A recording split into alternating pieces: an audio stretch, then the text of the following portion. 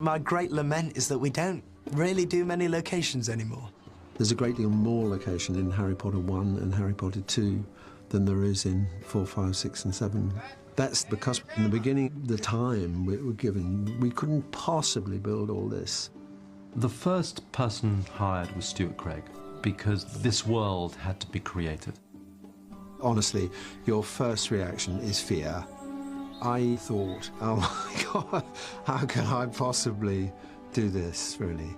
Starting with Stuart Craig was one of the best decisions that we made on those pictures, and Stuart's just a genius. He really has brought Hogwarts and Jo's universe to life. It is his creation. When we first began this whole series of films, Harry Potter 1, we met Jo Rowling and had loads of questions, masses of questions to ask. And this was, in fact, her layout drawn at a hotel dining table of Hogwarts. All the major ingredients, the Dark Forest you see there, the castle, the Quidditch pitch, the Black Lake, Hogsmeade, everything is on there, the complete world. Without a little hand-drawn map, I would never have got to grips with it in the way that we did. It was the most terrific gift. Boom! Goes up, and then back down, back over here. Then you're going too far up that way. Okay, cut. Everyone working on the film was committed to finding a way to make the material not only cinematic, but also a magical, faithful retelling of the first book. Hand out, Dan. Freeze in that position. Sean, same with you. Don't move. And action. David Heyman was a wonderful collaborator and very passionate about the film. And I think that's why David and I got along so well. There was nothing else in our minds except making a great film. Chris was incredibly good to me. I think he respected my passion for the material. He respected the fact that I was there before anybody. He respected that Jo and I had a very good relationship. But there are many people in his position who would have cast me aside. At that time, I was a young producer, and what the director said went. But Chris wasn't having any of that. Not only to keep me around, but he was very supportive. And I learned an awful lot from him.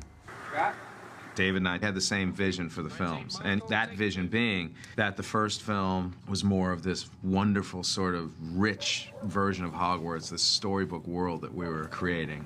Then as we got into Chamber of Secrets, the facade starts to chip away a little bit, and we got darker with each film.